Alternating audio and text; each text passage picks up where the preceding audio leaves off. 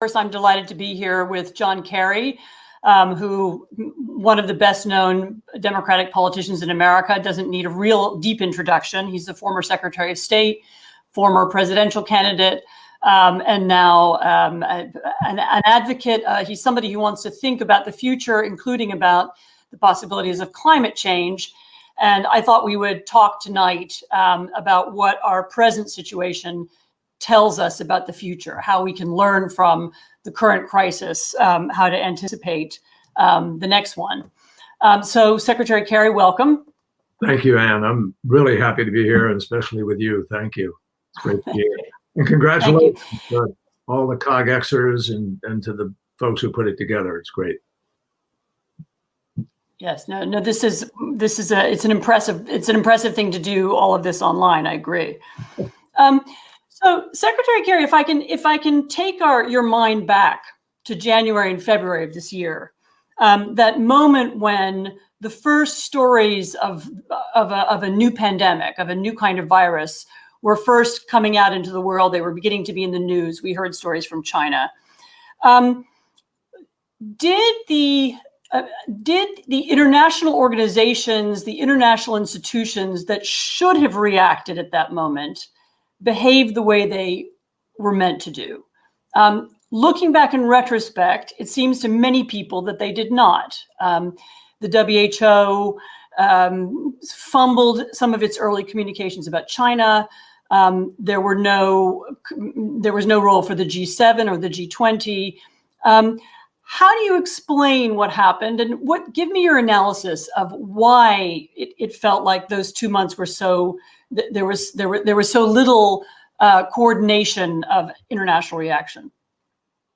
Well, I think it was because there were, the odds were against us in the beginning, because you had China, which is always somewhat secretive, and which clearly began to manage the news in the very beginning, and I emphasize beginning. And you had the United States with a leader who has no ability to tell the truth or face it or to lead. And so the result was that you had our president attacking the World Health Organization almost from the get-go, and also because he wanted to dismiss the notion of really knowing how many the numbers were, because he knew it would affect his politics, or they thought it was. He was talking about, I don't want the numbers. I mean, like, don't let that cruise ship land, because if the cruise ship lands, it won't be good for me. My numbers will go up. I mean, he literally said that. So the combination of those things delayed significantly the type of response that we should have had on a global basis.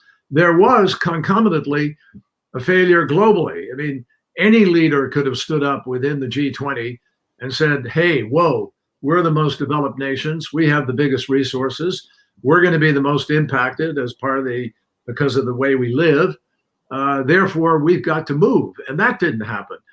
And I emphasize, this is something that those of us who were privileged to be veterans of the Obama administration know something about, because we dealt with Ebola.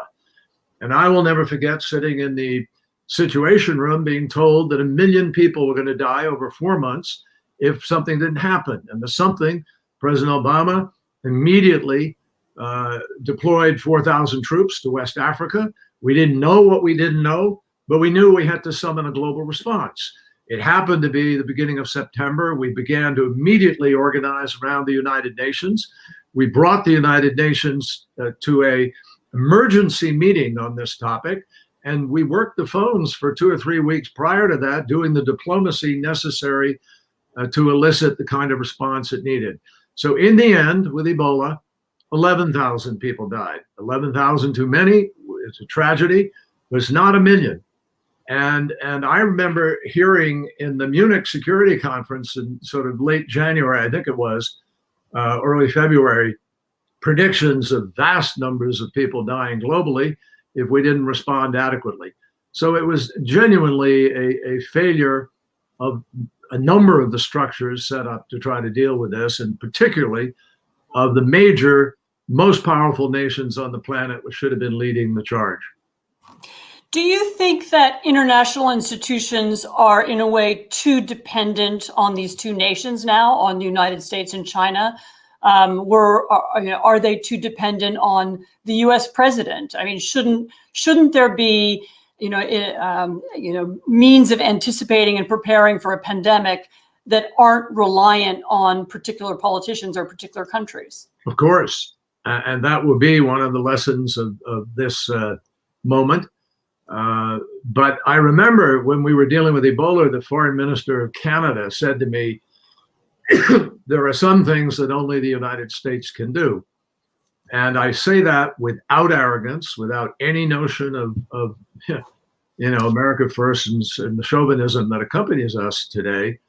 But the truth is that we have been empowered ever since World War II to be able to summon other nations to a set of values and principles around which we've organized the world since World War II. The United States has obviously been very hurt in the last few years with respect to that leadership, and it hasn't been present. On the contrary, there's been a pulling away, an encouragement of Brexit, an encouragement of authoritarian leaders in the world, an encouragement to pull out of agreements, whether it was the TPP, which was a very significant step backwards for the United States in Asia, to pulling out of the Paris Agreement, the only nation in the world, the only president in the world who constructed his own reality and created his own facts, so to speak, and I put real quotes around that in italics. But we're living in a very different place as a result of that. The United States has reneged on its role as leader of the free world. And today, frankly, there is no leader of the free world at this particular moment. How do you judge the role of the WHO? This is an institution that has so many achievements to its credit: the eradication of smallpox, the dealing with diseases all over the world, and of course, this is the institution that, if and when a vaccine is created, will be taking it around the world, taking it around the developing world. It bears an enormous burden, both in giving advice and medicine and scientific coordination. And yet at the very beginning of this crisis, it did slip up. And it seems that it slipped up partly because of the large Chinese presence and pressure inside the institution. The WHO didn't listen to news from Taiwan when, partly because Taiwan is not a member of the WHO because of Chinese pressure. It didn't, even though some of its scientists suspected that the virus was already being transmitted between humans, it didn't tell people that. I mean, these are a matter of days, rather than weeks. And of course, this is not an excuse for what happened next in the United States. But is there a lesson to be learned from the WHO's mistakes? Yes. I mean, first of all of these institutions have to be adequately funded, and they haven't been for quite some number of years, frankly. And the funding has to stop being a political football. I mean, you can't expect any entity to be what we want it to be if it is constantly being attacked and tugged at and underfunded and sort of existing on fumes. Now, I think there were some slip-ups in the very beginning, but also remember, President Obama put together a playbook for for any administration that followed us, but it happened to be the Trump administration, and they threw it away. They ignored it. Not only did they do that, we had American researchers, medical personnel on the ground in China, around Wuhan, studying coronavirus before this became a pandemic. And they were pulled out. And the entire playbook was kind of shunted aside, not paid attention to, and the office was shut down. And meanwhile, we had our president praising President Xi for his transparency and accountability at the very moment that he was neither transparent nor accountable, and the WHO was being stiffed. So, there's just been this extraordinary imposition of externalities that pulled away at the ability to do things. President Trump announced a so-called travel ban. Well, it wasn't a travel ban at all. 400,000 plus people came in afterwards. Flights came in. and even after the flights were stopped, 40,000 people. I mean, it just was handled cavalierly, recklessly, and without the seriousness of purpose that we needed to treat it. And frankly, Anne, it's everybody needs to understand one of the great lessons of what has happened with this is this was a denial of science. It was a denial of experts. It was a denial of facts and evidence by procrastinators, by deniers, by people who want to live with an alternative reality.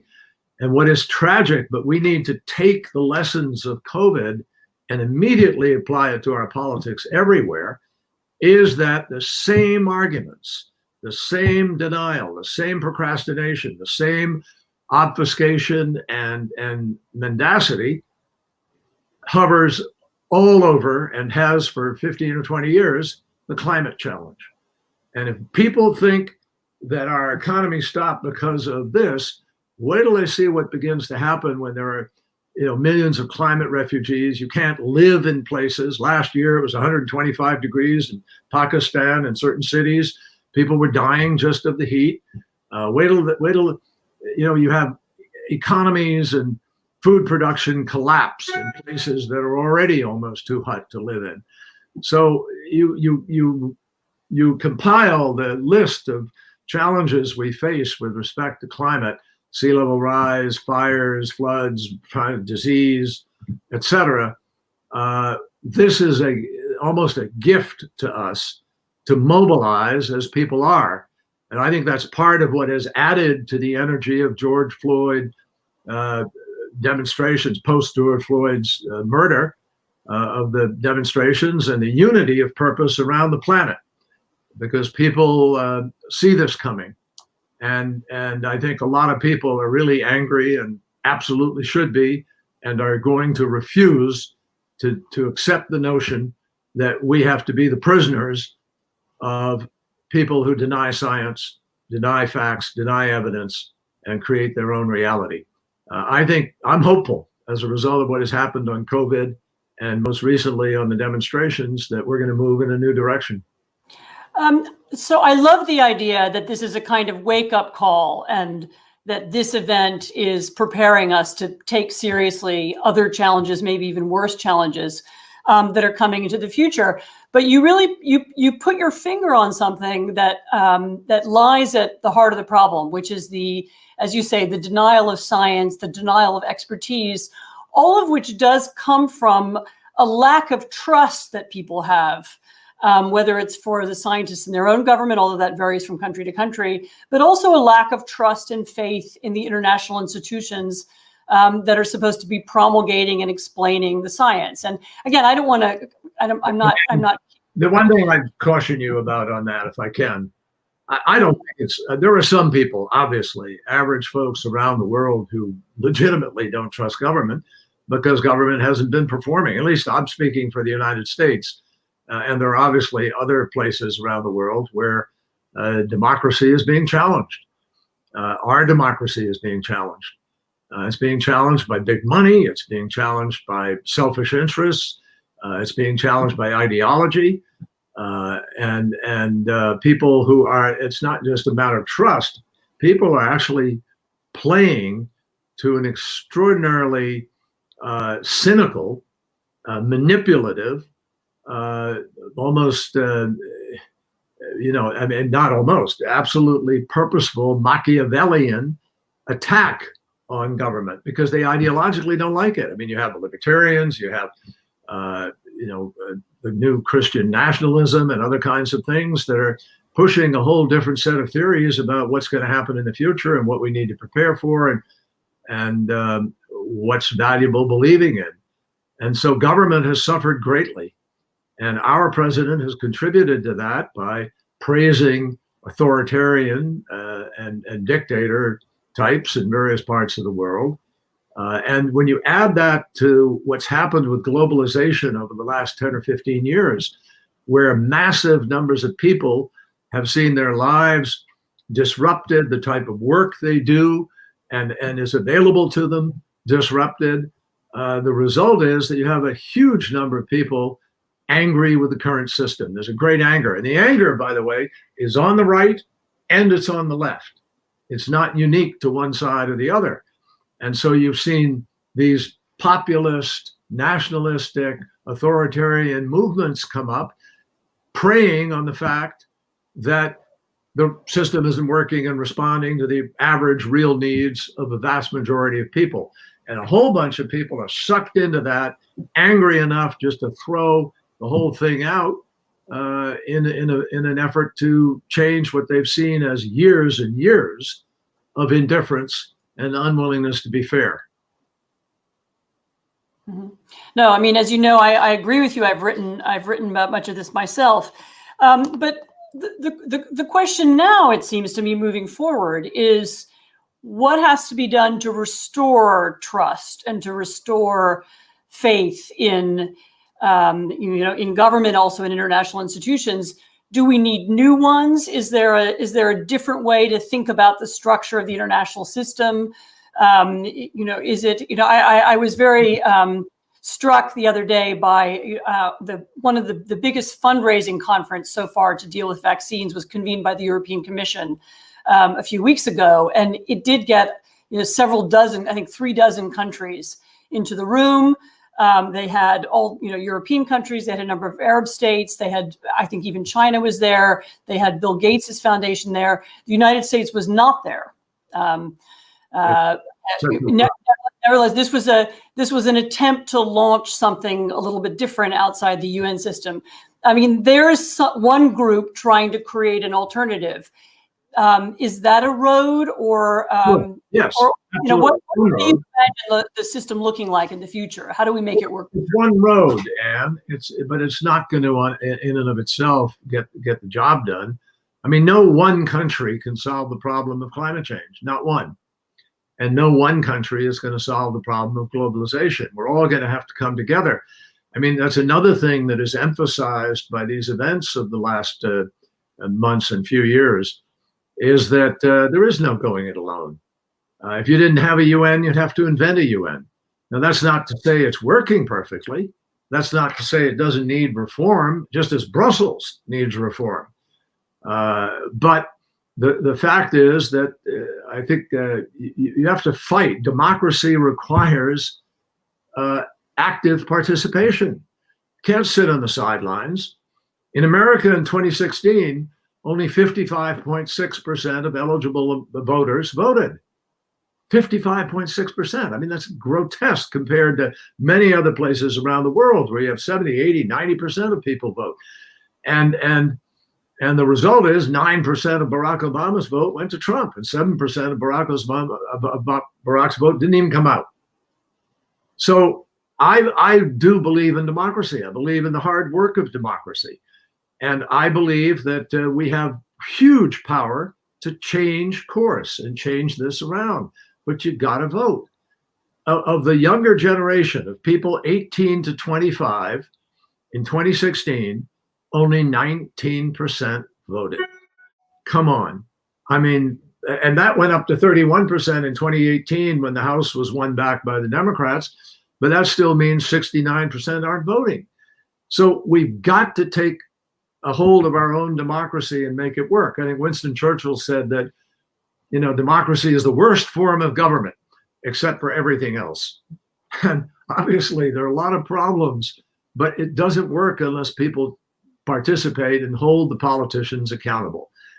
When we held people accountable at the latter part of the 1960s, when we had turmoil in America, pipe bombs and cities burning and racial challenges.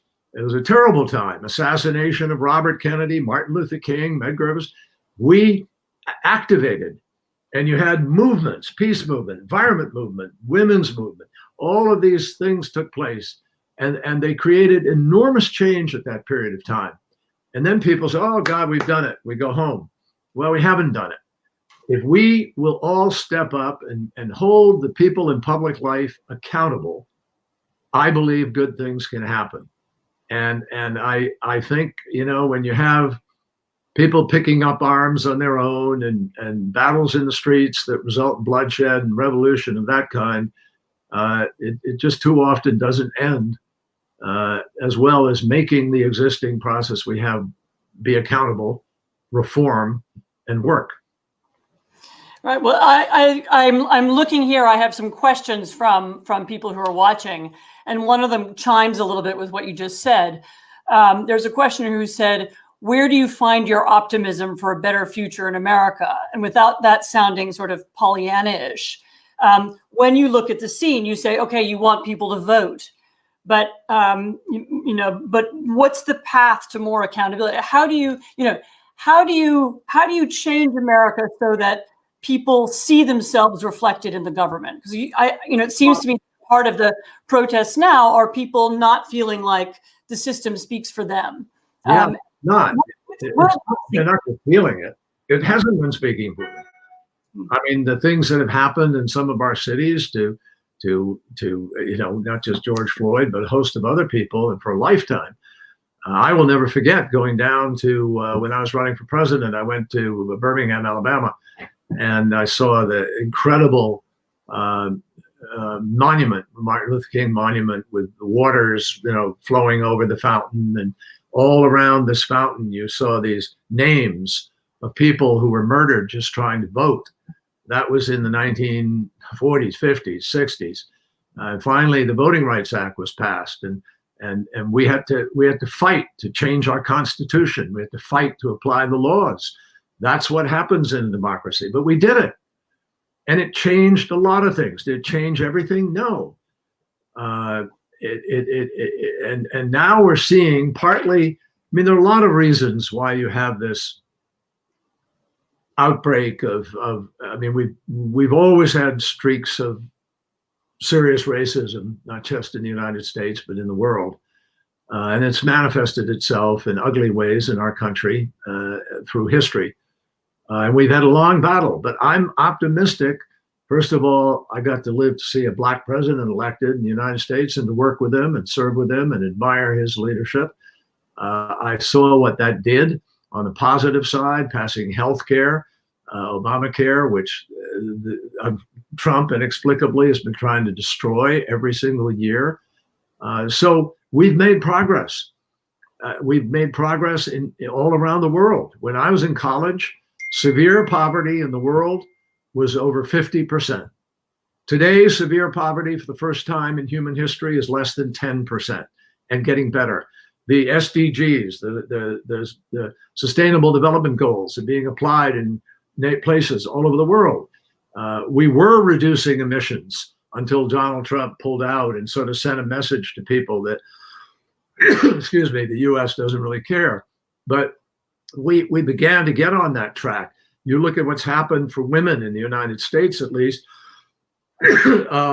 With Title IX, we would have never won a World Cup championship in soccer and women's soccer football had it not been for Title IX, which gave equal facilities to women in our colleges and universities. So they had opportunity in athletics. I mean, there's so many different things. If you're a woman today in the world and you're pregnant, you're 50% more likely to give birth to your child and have it live and have that child go to school and be fed.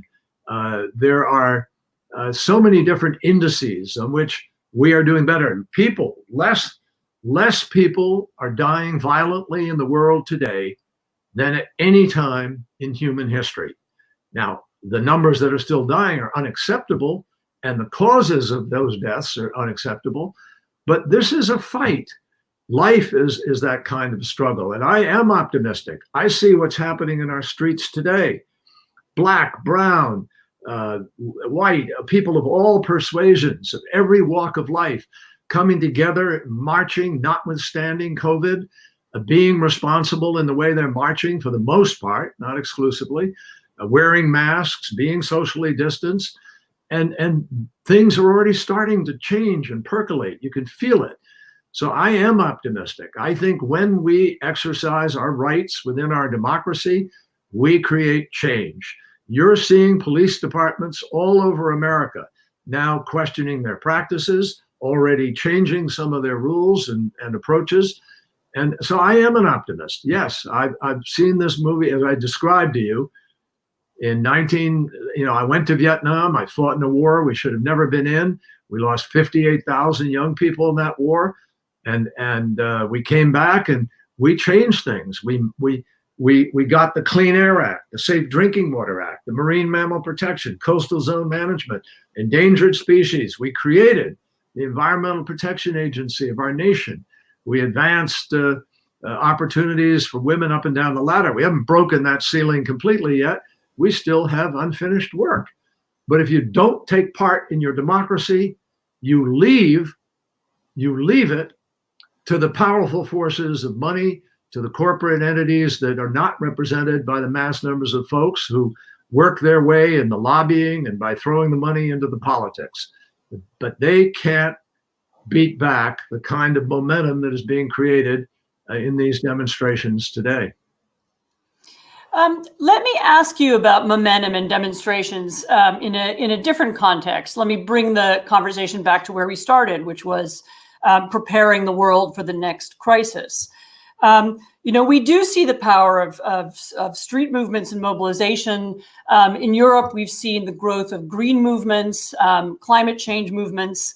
The question is, how do we channel the energy that people feel around this issue, and do it in a way that it doesn't come to be seen as something elite or as something that's bad for the economy or something that's divisive.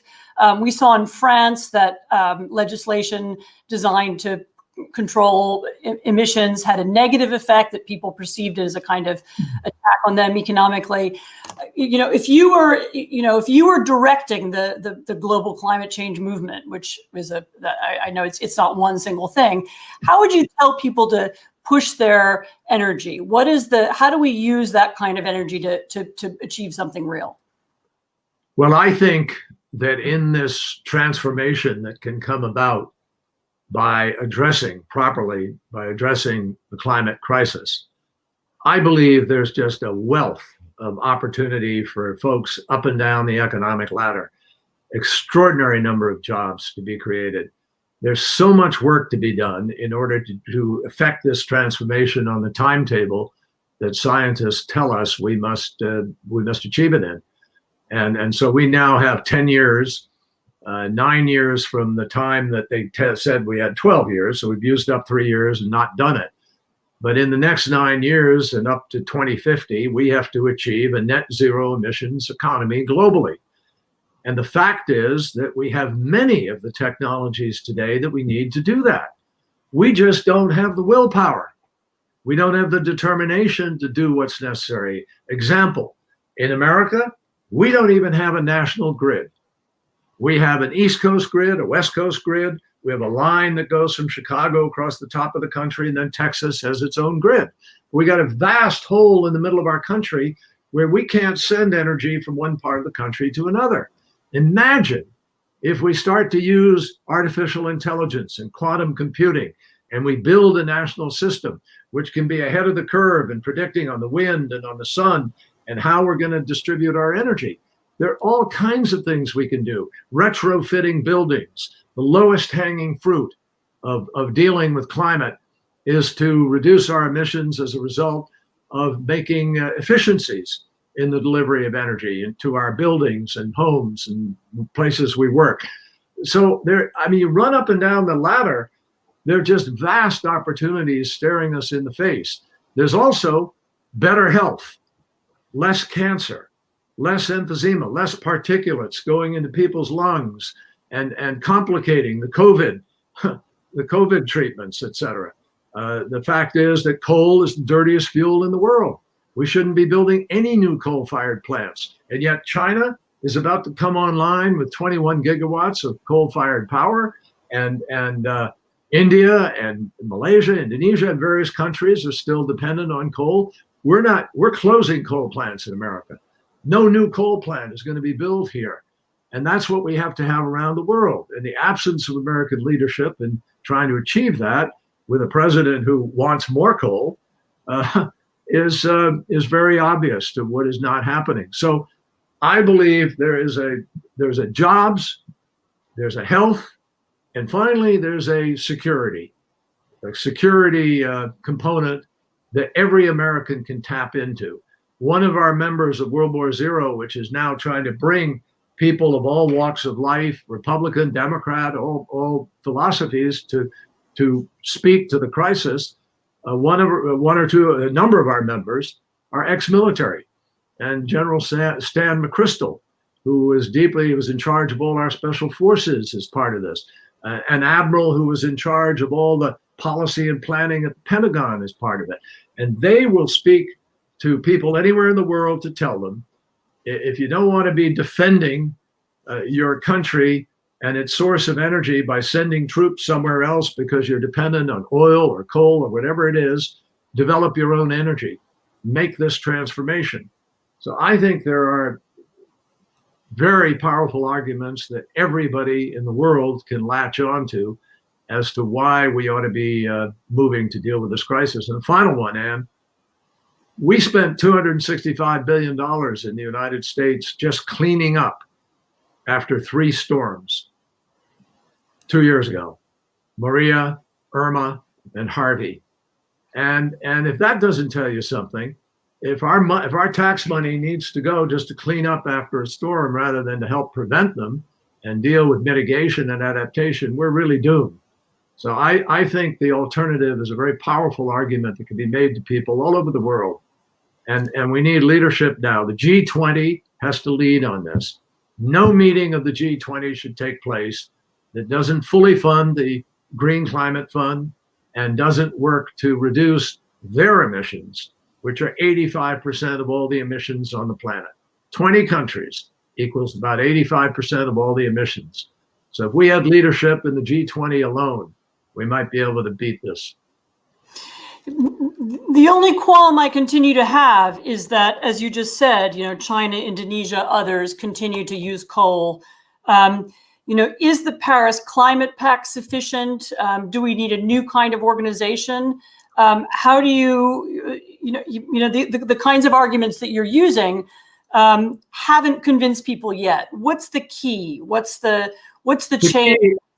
The key is to show people the economic upside, the lifestyle, the quality of life upside, the health upside. Show the upsides. I'm not going to go out and start preaching the doom and just trying to scare people, because people shut off on that. But if you give people a rational argument, showing them the jobs that are available, the type of jobs. I mean, the fastest growing job in America until COVID was solar power technician. And the second fastest job was wind turbine technician. So this is real. And I think people are increasingly looking for what's real with respect to the challenge that we face. But I'm convinced that I think COVID has underscored, as I said at the beginning, what happens when you don't pay attention to science, and what happens when you don't listen to the experts. So maybe this is a moment. Maybe that's the downstream gift of a dangerous and horrendous disease, and I hope it is. And then you asked one critical question: is Paris enough? The answer is no. We knew it when we passed it. What we were doing passing Paris was betting on the private sector.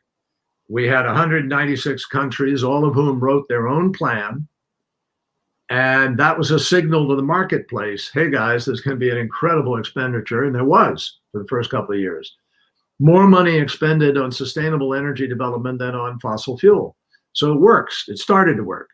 And we were betting that the private sector was going to come up with the negative emissions technology or the other, the battery storage. I mean, whatever the holy grail of climate, and there are several potential ones out there, whoever hits that is going to make a lot of money, create a lot of jobs, and pull us back from the brink.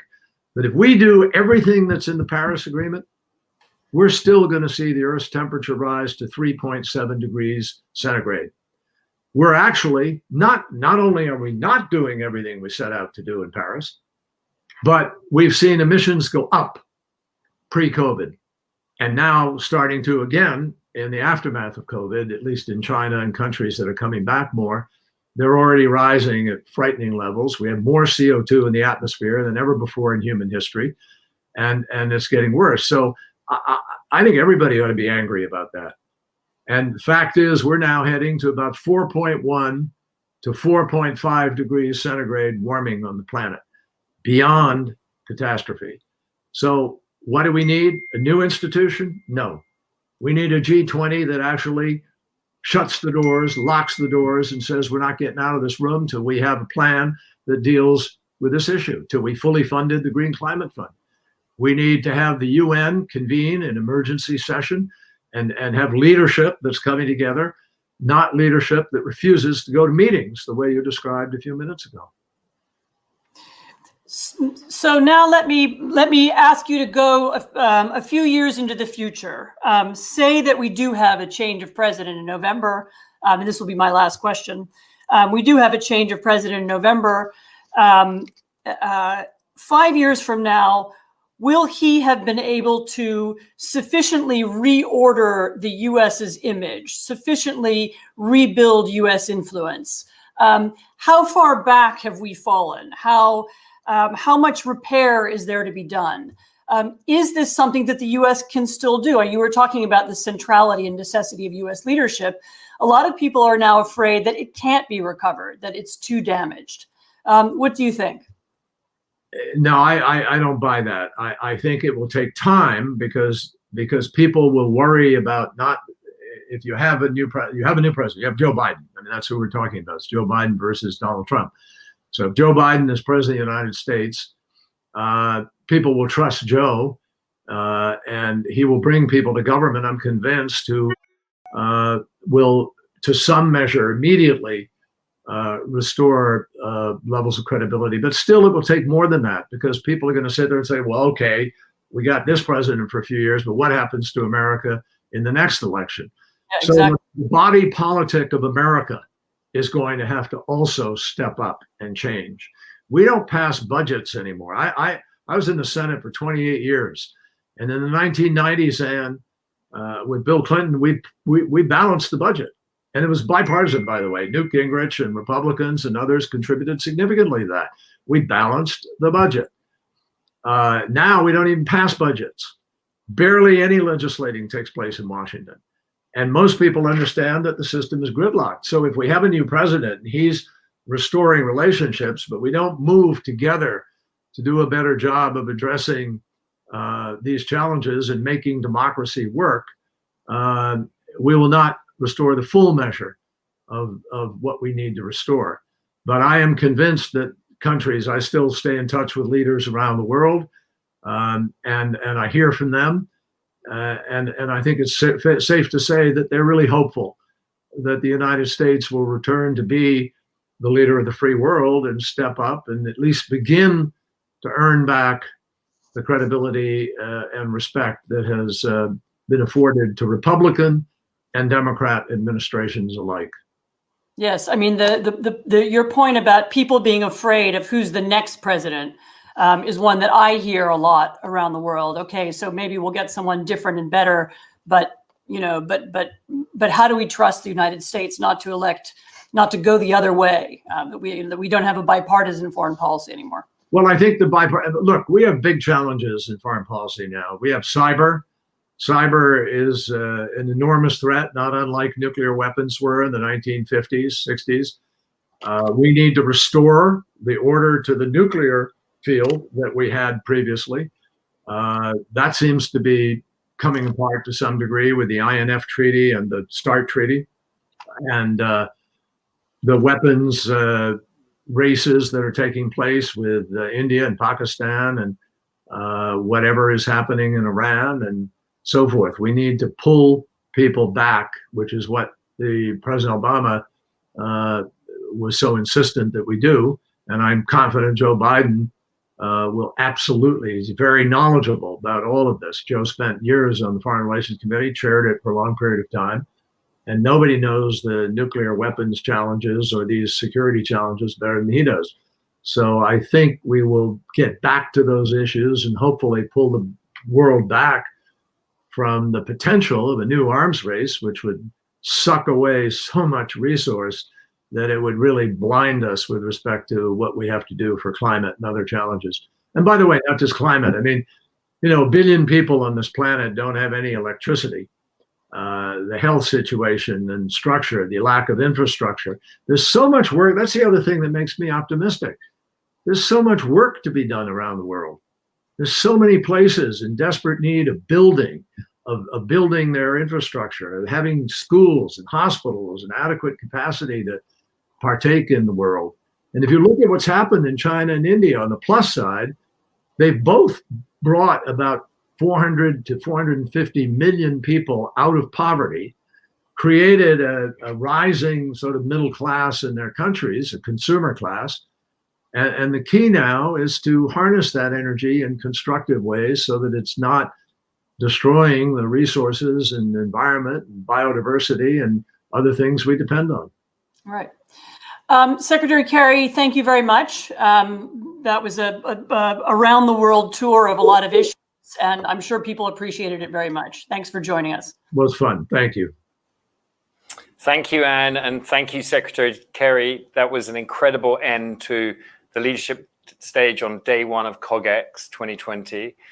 Can't thank you enough. Obviously, it sounds like the conversation could have gone on, and I know there were a huge number of questions that we didn't get to.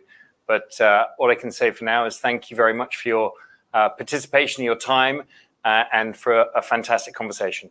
Happy to be with you. Thank you for inviting me. Want access to more CogX videos? Subscribe now for free at cogx.co.